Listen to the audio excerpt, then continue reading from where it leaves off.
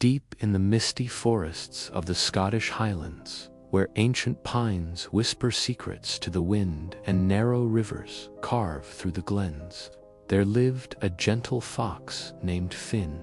Finn was loved by every creature in the wood. When a deer twisted its ankle, Finn brought herbs. When birds lost their nest in a storm, Finn helped rebuild it.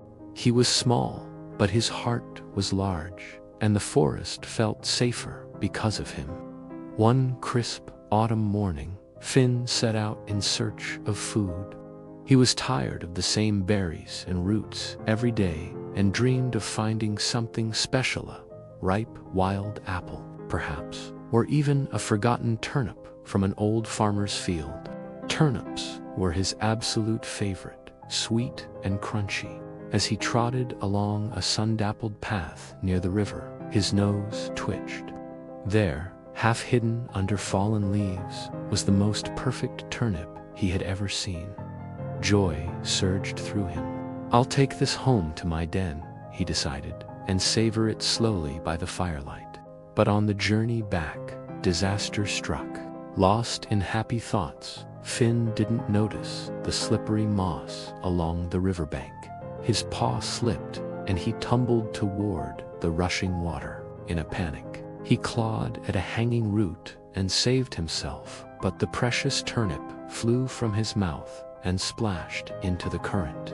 Finn ran along the bank, heart pounding, hoping it would catch on a rock. But the river was swift and cruel.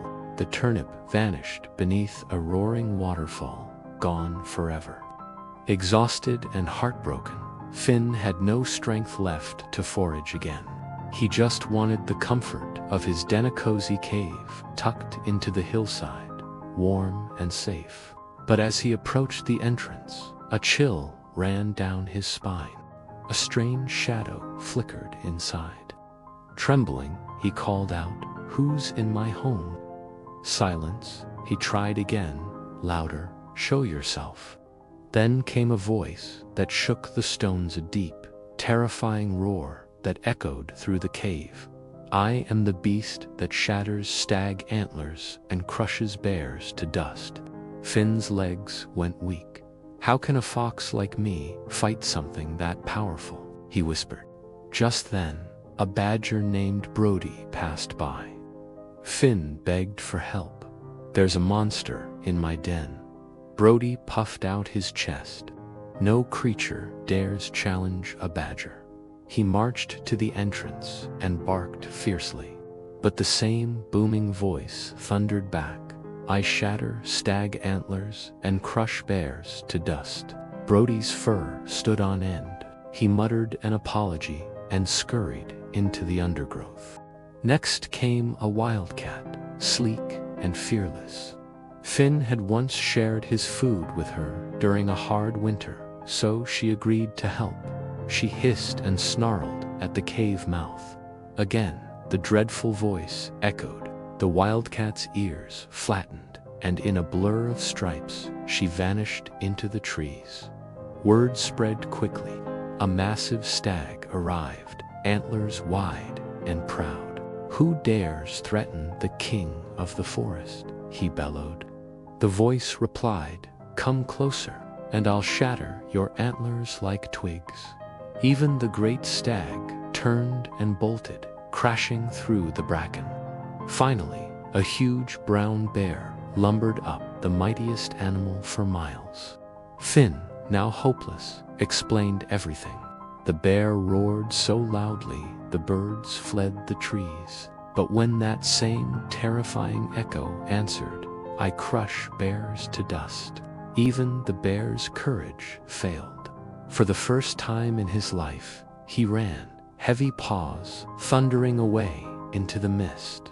All the animals who had fled now hid behind rocks and trees, watching from a safe distance.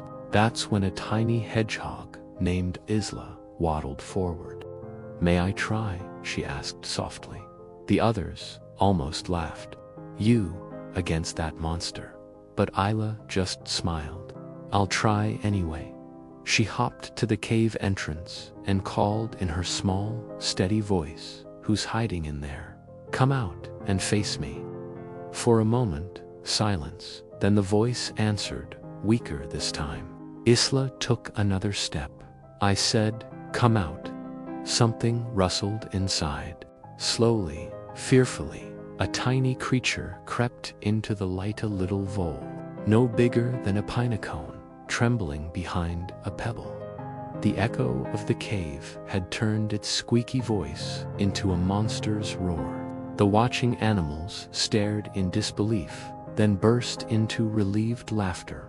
The mighty bear, the proud stag, the fierce wild cattle had fled from a harmless vole, amplified by empty stone. This timeless tale carries a powerful and urgent message. Small problems ignored today become terrifying monsters tomorrow. Avoiding them only makes them grow louder in our minds. But when we summon the courage to step forward and face them, no matter how small we feel, the illusion of their power crumbles. Like Isla the hedgehog, true bravery isn't about size or strength. It's about refusing to run. So, whatever monster echoes in your life, fear, debt, addiction, a difficult conversation, do not turn away. Walk toward it with steady heart. Shine light into the cave, and you will discover most monsters are nothing more than shadows waiting for courage to chase them away.